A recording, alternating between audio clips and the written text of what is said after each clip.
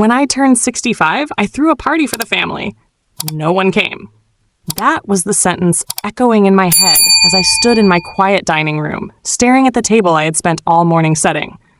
8 places, polished silverware, fresh roses from the little stand on Maple Street, the navy blue tablecloth I saved for special occasions, all of it waiting for people who never arrived.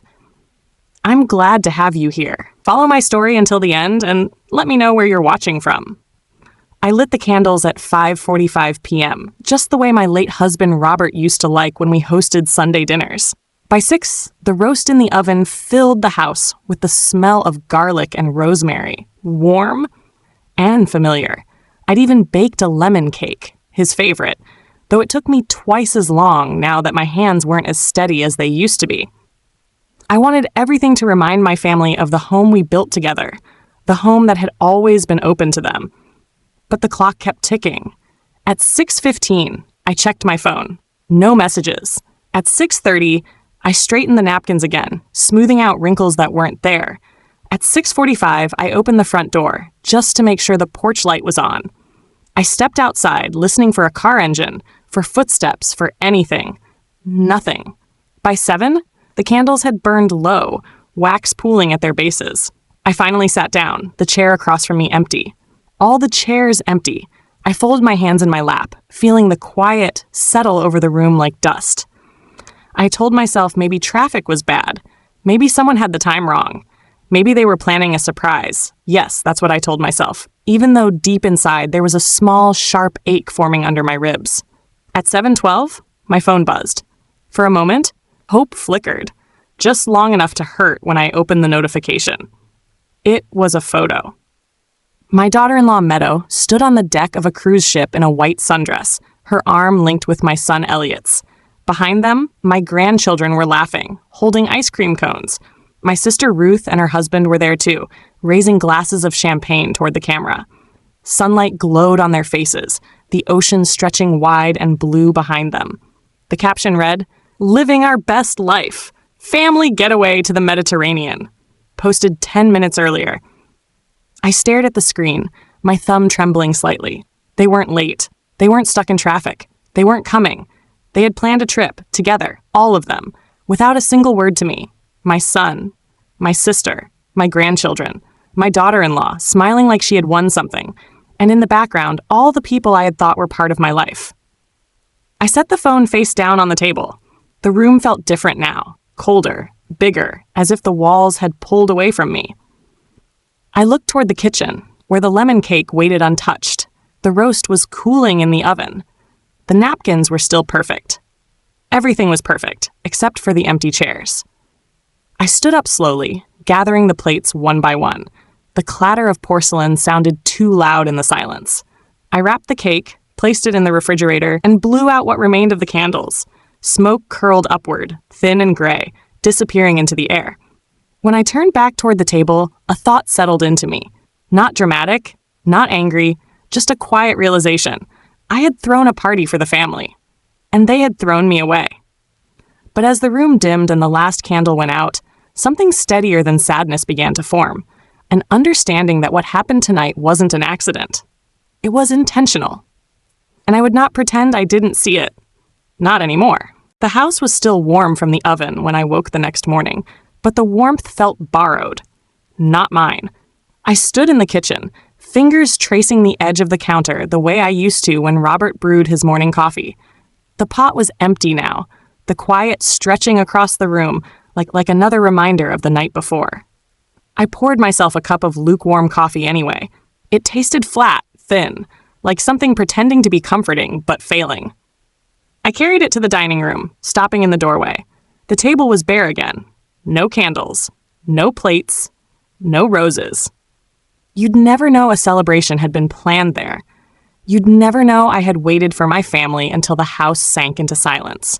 The morning sun spilled across the hardwood floors, soft and pale.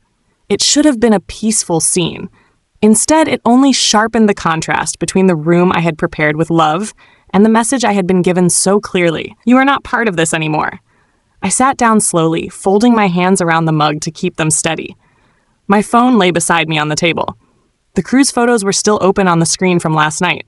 Meadow's perfect smile, Elliot's relaxed posture, my grandchildren grinning as if they had not just missed my birthday dinner, and Ruth, my own sister, raising her glass. I stared at their faces for a long moment before turning the phone over, face down. I didn't need to see more. My mind kept circling one question. Why didn't anyone tell me? Not even a slip, not even an accidental mention. It was as if they'd rehearsed it, each of them carrying the secret together, leaving me out with precision. I rose from the table and moved to the living room. The house felt too large today, too full of quiet spots where Robert's voice used to echo. I touched the frame of our wedding photo on the mantel. His smile was steady, warm, the kind of smile that made you believe some things in life were unshakable. How quickly unshakable things can crumble when the right people push. The rest of the morning passed in small motions, putting away the extra silverware, folding the tablecloth, rinsing the untouched serving dishes. There was no anger in the way I moved, just a heaviness, an understanding settling deeper with every step. They didn't forget me. They excluded me. There's a difference. And once you see it, you can't unsee it. By noon, the house looked just as it always did, as if last night had never happened. But inside, something had shifted. The version of me who dismissed Meadow's comments, who excused Elliot's missed calls, who chalked every slight up to misunderstanding, she wasn't standing here anymore. I walked to the window and watched the mail truck stop at the end of the street. Ordinary life going on, untouched by the quiet birthday that collapsed in my dining room. I wasn't going to collapse with it. Not yet, and not ever again. By late afternoon, the quiet in the house had settled into something heavier, something that pressed against the walls like a memory refusing to be ignored. I tried to distract myself, watering the plants, wiping down the countertops, reorganizing a drawer that didn't need reorganizing. But everything I touched reminded me of someone who used to fill this home with sound. Someone who would have never let my birthday pass unnoticed. Around 4 p.m., I finally sat down on the couch, the same spot where Robert and I used to watch old westerns on Sunday evenings. The sunlight slanted through the blinds in thin stripes, landing across the coffee table where my phone rested. I hadn't turned it over since the morning. I wasn't sure I wanted to, but eventually, curiosity, or maybe hurt, pushed me to pick it up. More photos. Meadow had posted again, this time a dinner on the ship's upper deck, fairy lights strung overhead, ocean stretching out behind them in deep blue waves. Elliot stood at the center of the frame, holding a glass of wine. My grandchildren were leaning into Meadow, their little faces glowing in the soft evening light. Everyone looked happy, relaxed, radiant. And I wasn't even a thought in their captions. I scrolled. Another post, then another. A video of them dancing. A clip of Ruth laughing with strangers I didn't recognize. A snapshot of my grandson blowing out a candle on a dessert plate as Meadow leaned in, kissing his cheek. It hit me then. Not like a blow, but like a slow, sinking truth. They had built an entire evening without me. They hadn't even paused long enough to send a message. I set the phone down gently, almost afraid it would burn my fingers.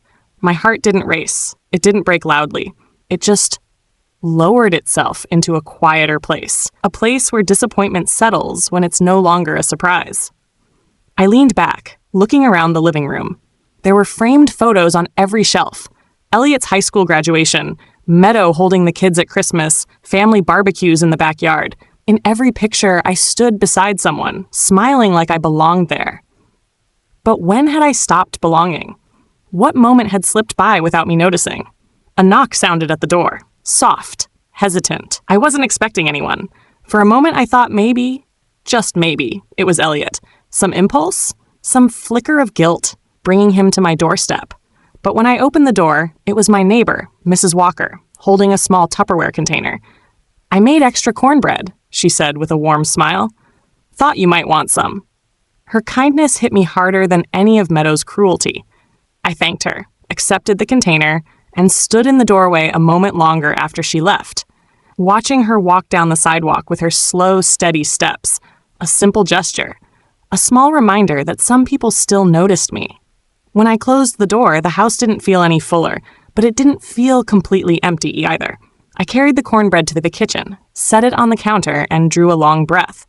There was a pattern here. One I had ignored for too long. Missed birthdays, canceled plans, holidays shifted without consulting me. A seat pushed to the corner at Thanksgiving, Meadow's smile that never reached her eyes, Elliot's hurried goodbyes. Piece by piece, the pattern formed a clear picture. This wasn't neglect, it was removal. And as the sun dipped behind the trees outside, painting the kitchen in tones of fading gold, I felt something steady rise inside me. Not anger, not yet, but a recognition. They had left me out, but they had also left me free to see the truth. And once you see the truth, you don't go back to pretending. Morning came with a thin, gray light slipping through the blinds, the kind that makes everything look a little washed out, a little quieter than it should be. I moved through the house slowly, as if my body remembered the weight of yesterday even before my mind did. The cornbread Mrs. Walker brought sat on the counter untouched. I kept meaning to eat it, but every time I reached for it, something inside me hesitated, like accepting kindness might make last night's cruelty feel sharper. I made oatmeal, though I barely tasted it. The spoon clinked against the bowl, steady, rhythmic, a sound that reminded me of mornings with Robert. 2 bowls, 2 mugs, 2 people moving around each other with practiced ease. Now it was just me and the hum of the old refrigerator. A different kind of quiet. A lonely kind. I carried my breakfast to the small table by the window and sat where the sunlight could warm my hands. Outside, a couple walked their dog, chatting animatedly.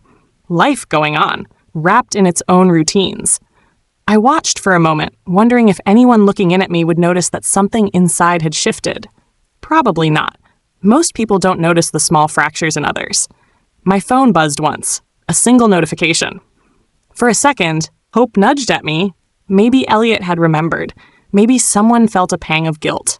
But it was another post from Meadow. This time a photo of her lounging on a deck chair, sunglasses perched on her head, a cocktail balanced in her hand. The caption read, "Much needed break with the best family." The best family.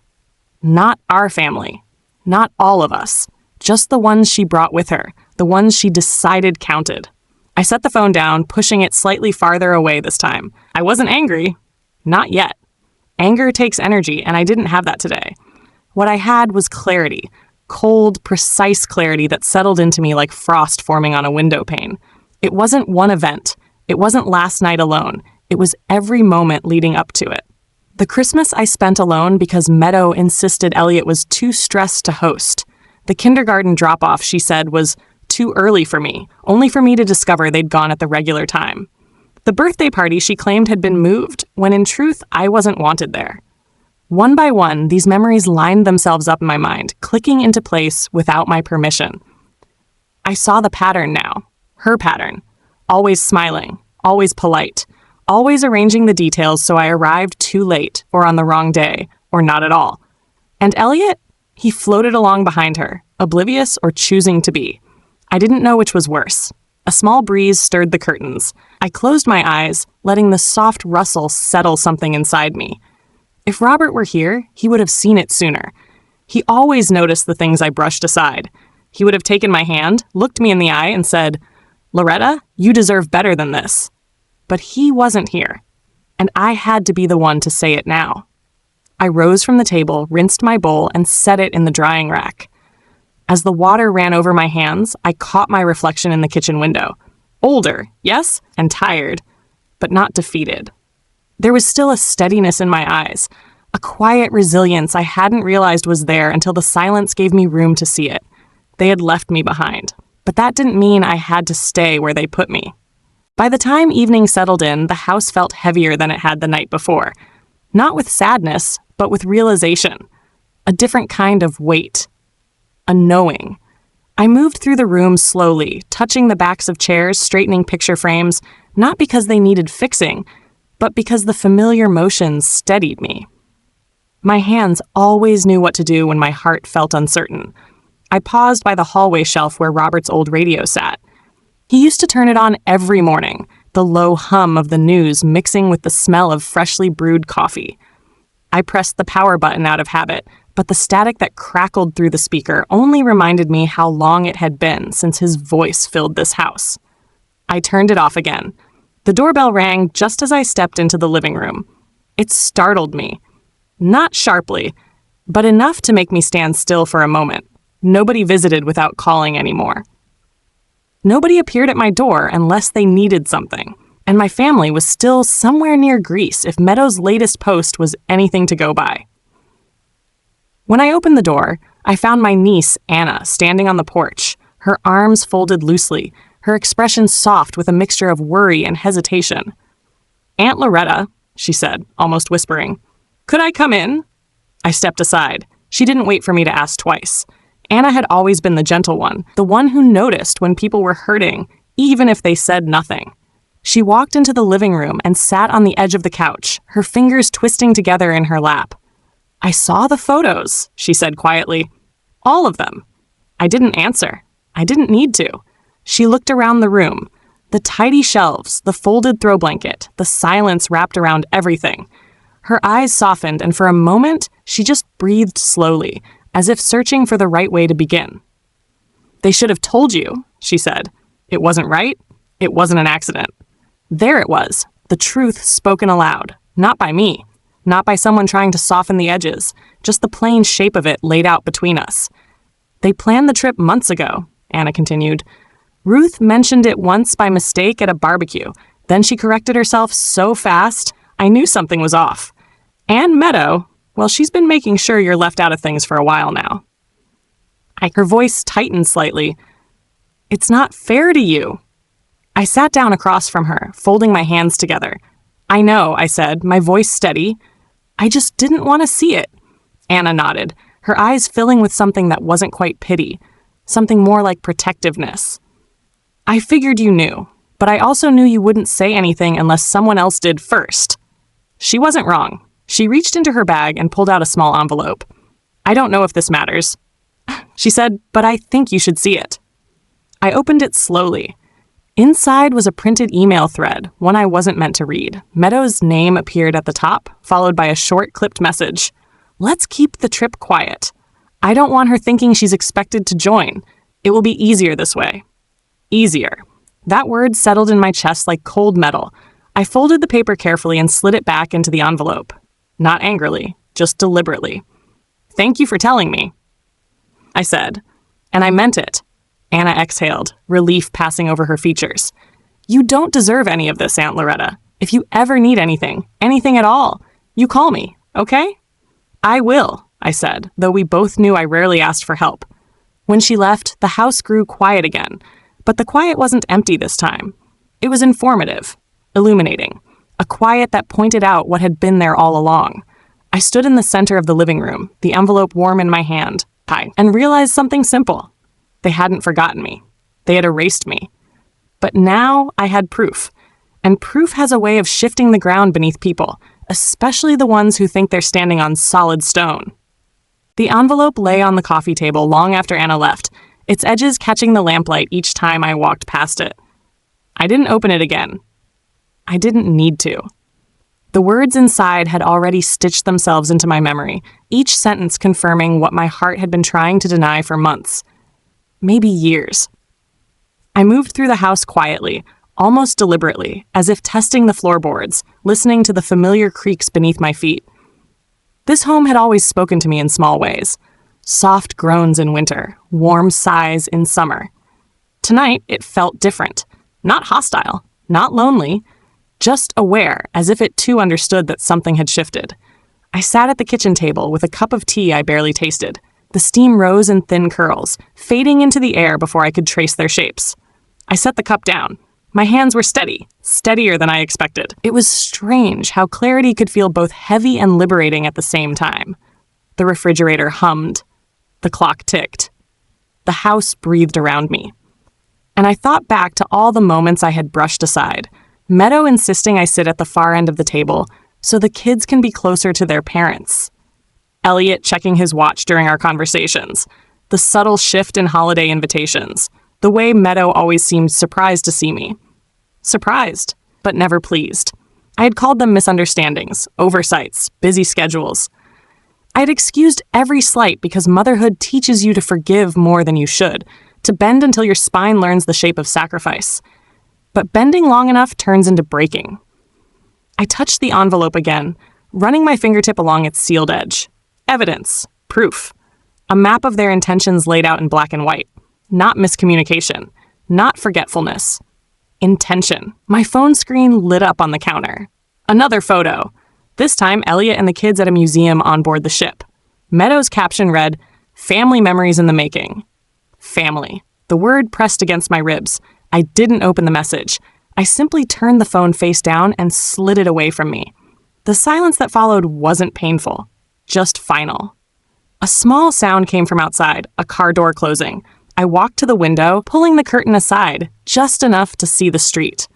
Mrs. Walker carried a bag of groceries toward her house, her steps slow, careful. Even from here, I could see the kindness in her shoulders, the way she carried herself gently, because she knew the world didn't always return the favor. I stayed there for a moment, watching the sun disappear behind the roofs of the houses across the street.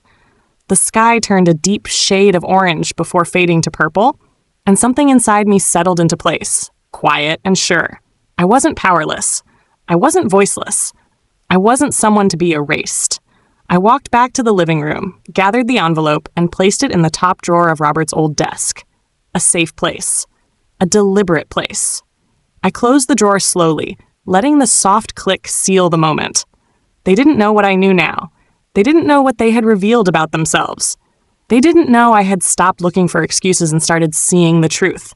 And they certainly didn't know that while they were thousands of miles away, celebrating without me, I was finally preparing, not to confront them, not to plead, not to win back a place they no longer offered, but to reclaim the one they had forgotten I owned.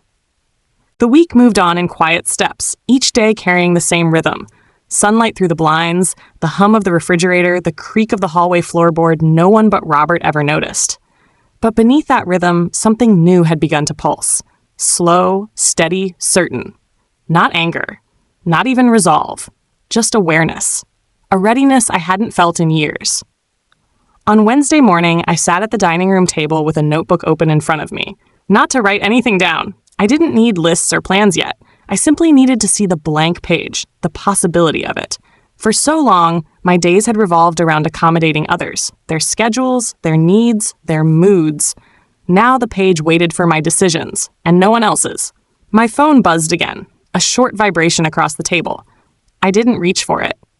I already knew what it would be. Another photo, another polished moment of the best family enjoying their Mediterranean escape. I let the phone buzz, then fall silent. It felt good not to react. It felt like the smallest reclaiming of power. I stood and walked into the living room, letting my fingers brush the top of the piano. I hadn't played in months, not since before Robert passed, but the keys felt familiar, even through the thin layer of dust. I pressed one, then another. The notes were soft, uneven, but they belonged to me. In a house full of memories shaped by others, the music was my own. A knock interrupted the moment. Not sharp, just enough to pull me back. I opened the door to find Mrs. Walker again, her white cardigan buttoned crookedly, her eyes warm. "I made too much soup," she said, lifting a small container. "Thought you might like some." Her kindness created a faint ache in my chest, the kind that comes when someone notices your loneliness before you admit it to yourself. I thanked her and watched her shuffle back across the lawn, her steps steady despite her age. When I returned inside, the soup warm in my hands, I realized something. The people who show up quietly are the ones who keep the ground beneath you from collapsing. The ones who disappear. Well, they were never holding you up to begin with. I ate the soup slowly, letting the warmth settle through me. It tasted of carrots, thyme, and something softer, care.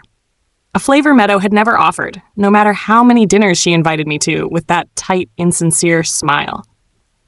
By afternoon, I found myself in Robert's study, standing beside the old oak desk he loved so much. The drawer where I'd placed the envelope felt heavier now, not with dread, but with possibility. Proof was a powerful thing, not for revenge, but for truth. And truth, once uncovered, has its own momentum. I didn't open the drawer. I didn't need to. Just knowing what lay inside was enough to remind me that I wasn't imagining anything, wasn't being dramatic, wasn't misreading the room the way Meadow always implied. I sat in Robert's chair, letting it hold me the way it used to hold him, solid and unyielding. Outside the window, the neighbors' children rode their bikes up and down the street. Life moved, simply and honestly, without performance or curated smiles. I watched them for a long minute before speaking aloud into the quiet room. Just one sentence, soft but firm. I see it now. The truth, the exclusion, the erasure, and my place beyond all of it. I stood, feeling lighter than I had in days. Not because anything was fixed, but because everything was finally visible. When people show you who they are, the hardest part isn't believing them, it's accepting what that means for you. But I was beginning to accept it. And acceptance, I realized, is its own beginning. The next morning came with a softer kind of quiet, not the hollow silence of being forgotten, but the steady hum of a house holding its breath. I made coffee the way Robert used to like it, 2 scoops, water just below boiling, and let the warmth settle into my palms as I stood by the kitchen window. The street outside was waking up, a jogger passing by, a delivery truck slowing at the corner, the distant bark of a neighbor's dog. Ordinary sounds, comforting ones. I carried my mug to the dining table and sat where the sunlight fell in a golden stripe across the wood. My notebook was still open from the day before, blank except for the faint imprint of my hand resting on the page. I traced the edge of it, not writing anything yet. I wasn't ready to plan.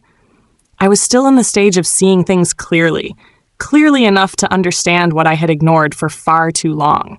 My phone buzzed again. I didn't even flinch this time. I let it buzz, then fall silent. Meadows' posts were predictable now. Another cruise photo, another curated smile, another caption pretending to speak for a whole family that no longer included me. I didn't need to open it to know the shape of the wound it carried. Some wounds become familiar, like a bruise you stop touching because you already know it hurts. I closed the notebook and stood, walking into the living room. The framed photos lining the shelves watched me as I passed. Birthdays, holidays, backyard barbecues, moments when laughter filled the house instead of dust and memory. For a long time, I kept them untouched, afraid that moving even one would feel like giving up on the people inside them. But today, I stopped in front of the portrait of Elliot and Meadow on their wedding day. I lifted the frame, looked at their joyful faces, the hope in Elliot's eyes, and the practiced smile on Meadows. Even back then, something in her expression had felt calculated. I just never let myself study it. I set the frame down, not turned around, not shoved aside, just lowered gently. A small shift, a signal to myself more than anyone else. The phone buzzed again. This time I picked it up, not to check the message, but to turn the device off completely. The screen went black, and with it, the constant drip of reminders that I had been excluded from a life I helped build.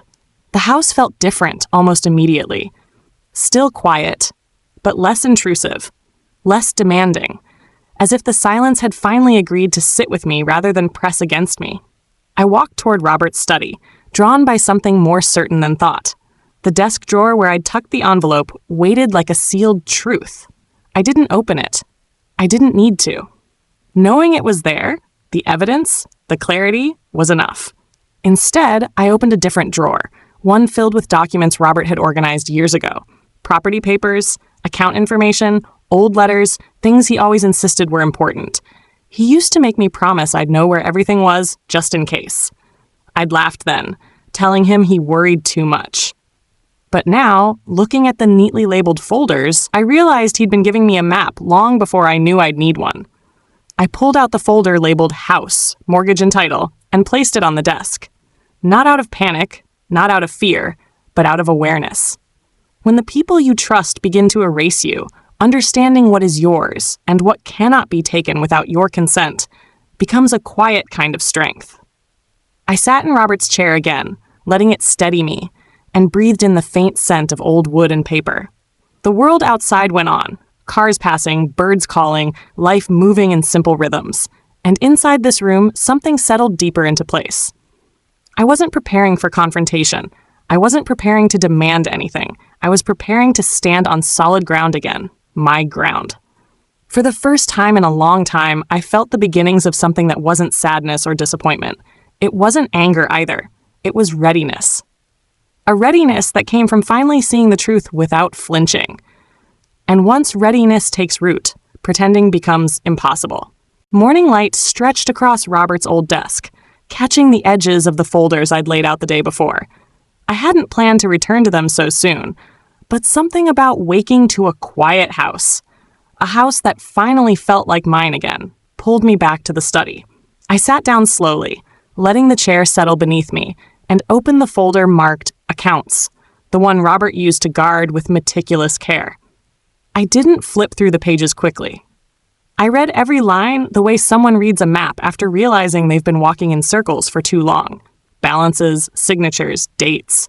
Nothing surprising, just familiar details that had once belonged to us and now belong to me. It felt grounding, the way touching the earth grounds a tree after a storm. The phone, still turned off, lay on the far corner of the desk. For the first time in days, its silence didn't feel like an absence. It felt like protection. I exhaled slowly and closed the folder. The house creaked softly, its old bones adjusting to the warmth of the heating system kicking in. I had lived here for nearly 40 years. Every board, every nail, every hinge had a memory etched into it. And yet, somehow, the people who benefited most from my presence had treated me like I was temporary. A knock tapped gently on the front door. Not urgent, not demanding. Just a soft reminder that the world still moved outside my walls. I walked to the door and found Mr. Hart, my neighbor from 2 houses down, holding a small parcel. "This was delivered to my place by mistake," he said. "Thought I'd bring it over." I thanked him, and he tipped his cap before heading back to his porch. The package was nothing important, kitchen towels I'd ordered last week, but the brief interaction steadied me in a way I didn't expect. Being seen, even in passing, felt like an anchor. Back inside, I set the parcel on the counter and noticed the sunlight falling across the refrigerator door. That same refrigerator held years of family photos, drawings from the grandkids, notes Elliot had left me, holiday snapshots. My eyes lingered on one picture, the last Thanksgiving before Robert passed. All of us around the table, smiling. Meadow was already different then, her hand barely touching Elliot's arm, her smile tight. Her posture leaned slightly away from the rest of us. I hadn't noticed it at the time. I touched the corner of the photo lightly. "You didn't fool me completely," I whispered into the room, though I wasn't sure why. Maybe because saying the words out loud made them real. I returned to the study and opened another folder. This one held a list of the house repairs we had done over the years. New roofing, updated wiring. The deck Robert rebuilt himself one summer, insisting he could do it without hiring help. I ran my fingers over his handwriting, small, neat, full of purpose. The kind of handwriting belonging to a man who assumed the best, who believed people were good until proven otherwise. I wished I had inherited that quality, but maybe it was better I hadn't. The door clicked behind me as I closed the folder and put it back in the drawer. I didn't need to read more today. I had seen enough to understand that my life, my home, wasn't something Meadow could erase with a vacation and a curated smile. People like her relied on silence, on confusion, on their targets being too overwhelmed or too trusting to question anything. But I wasn't overwhelmed anymore, and I certainly wasn't confused. I stood, letting the chair roll back softly, and walked toward the window. The street was quiet again. The kind of stillness that comes between morning routines and afternoon errands. A bird landed on the porch rail, its small head tilting as it surveyed the yard. Even that tiny moment felt like a reminder. The world hadn't closed in around me. Meadow's world had simply drifted away from mine. And for the first time, I realized that wasn't a loss. It was an opening. I rested my hand on the windowsill, the wood warm from the sunlight, and allowed the thought to form fully. I didn't need their approval. I didn't need their invitations. I didn't need their curated idea of family. What I needed, finally, was myself. Night crept in slowly, the kind of slow that makes shadows stretch across the floor before you even notice the sun has slipped away. I turned on the lamp in the living room, its soft yellow glow settling over the furniture like an old, familiar blanket. The house felt steadier tonight. Not lighter, not happier, but rooted. As if it finally understood I wasn't drifting anymore. I moved to the kitchen and filled the kettle, letting the water heat until a thin whistle curled into the air. Chamomile tea. Something gentle. Something that wouldn't ask anything of me. I carried the mug to the dining table and sat in the same chair where I had waited for my family just days ago. The room looked the same, but I didn't. My phone remained off. A small act, but a powerful one. I had spent too long letting their updates, their curated moments, shape the way I felt about myself. The silence of that black screen was the first real peace I'd had in months. I looked at the clock. 8:12 p.m. If they were still on that ship, it would be morning where they were. Breakfast time. Maybe they were all sitting together right now, laughing, sipping orange juice, planning their next excursion. Maybe Meadow was scrolling through her photos, deciding which one would look best online. I could picture her perfectly. Careful posture, planned expression, satisfaction tucked behind her smile. But tonight, the image didn't cut as deeply. It barely grazed the surface. I rose from the table and walked toward Robert's study again. Not because I needed to check anything, but because the room felt like a place where I could think clearly, where decisions didn't feel rushed or forced. I sat in his chair, letting my fingertips brush over the desk's worn edges. I reached for a pen, not to write anything specific, just to hold it. The weight felt familiar, grounding. For the first time since the dinner that wasn't, my thoughts shifted from what had been done to me to what I needed to do next. Not revenge, not confrontation. Something quieter, something smarter. In the top drawer lay the envelope Anna had given me. Still sealed, still holding the proof of what I already knew. I rested my hand on the drawer for a moment, but didn't open it. Knowing was enough. Evidence could wait. I leaned back in the chair and let the stillness settle. There was a kind of calm that comes only after truth has rearranged the furniture in your heart, after it has moved things around so completely that you can't return to the layout you used to live with. I glanced toward the doorway, half expecting Robert to walk in, half wishing he would. He'd know what to say, what joke to make, what perspective to offer. But even in his absence, something of him remained. A steadiness, a quiet confidence I'd forgotten I had. "I'm all right," I murmured into the dim room. And for the first time, the words felt true. A gust of wind brushed against the window pane, tapping lightly, as if reminding me that the world doesn't pause for anyone's heartbreak. It keeps moving, with or without permission. I closed my eyes and let the sounds of the house fill the silence. The settling wood, the faint hum of the heater, the distant rattle of tree branches. Ordinary noises. A quiet soundtrack to the small shift happening inside me. I wasn't waiting for them to come home. I wasn't rehearsing what I'd say. I wasn't bracing for the moment they'd walk through the door.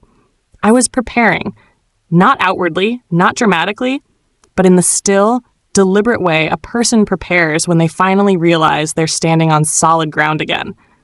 By the time I stood and turned off the study light, the night felt different. Not full of loss, but full of space. Space I finally felt ready to fill with something of my own choosing.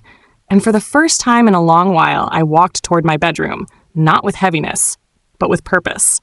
When morning finally arrived, it came without hurry, soft light drifting across the ceiling, spreading slowly as if giving me time to breathe before the day settled in. I lay still for a moment, listening to the familiar quiet of the house. No footsteps, no voices, no expectations, just the steady hum of the heating vent and the faint rustle of the curtains moving with the draft. I sat up, wrapped my robe around my shoulders, and made my way to the kitchen. The kettle warmed on the stove, and I pressed my palms to the counter while I waited. The wood felt cool beneath my hands, grounding me.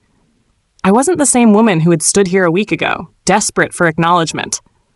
Something inside had hardened, not into anger, but into certainty. I poured the tea and carried it to the dining table. The same table I had set for my birthday dinner, each place carefully prepared, each napkin folded with hope.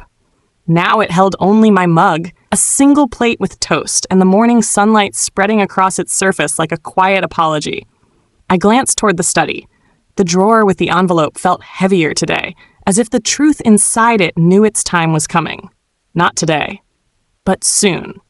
By mid-afternoon, the house felt too still, so I stepped outside onto the front porch. The air was cool enough to make me pull my robe tighter, but fresh enough to remind me I was alive, present, and capable. Leaves rustled across the yard. A car passed slowly, its tires hissing over the pavement, ordinary sounds with an unexpected comfort. Mrs. Walker waved from her driveway. I lifted my hand in return, grateful for her presence even from a distance. A reminder that not all connections frayed. Some held together quietly, without needing attention. Inside again, I walked through the living room, letting my fingers skim the tops of the framed photos. Not to linger, just to acknowledge the pieces of a life that were still mine. The family I raised, the milestones I attended, the memories I fought to preserve. They belonged to me, whether or not anyone else acknowledged them. The sun dipped toward the horizon as I returned to the study. Shadows lengthened across Robert's desk, stretching toward the folders I had left out days earlier. I sat, letting the chair steady me, and listened to the subtle creaks of the house adjusting as the temperature dropped outside. I opened a blank notepad, not the one from the dining room, but a smaller one Robert used to carry in his jacket pocket. Its pages were faintly yellow with age. I held the pen above the page for a long moment before writing a single line. When they come home, I will not be the woman they expect. Not a threat, not a warning, a simple truth. I closed the notepad and placed it gently beside the desk lamp. The evening quiet settled deeper around me, and with it came a calm I hadn't felt in years, a knowing that whatever came next, I was no longer moving blindly through their shadows. I stood, turned off the light, and stepped into the hallway.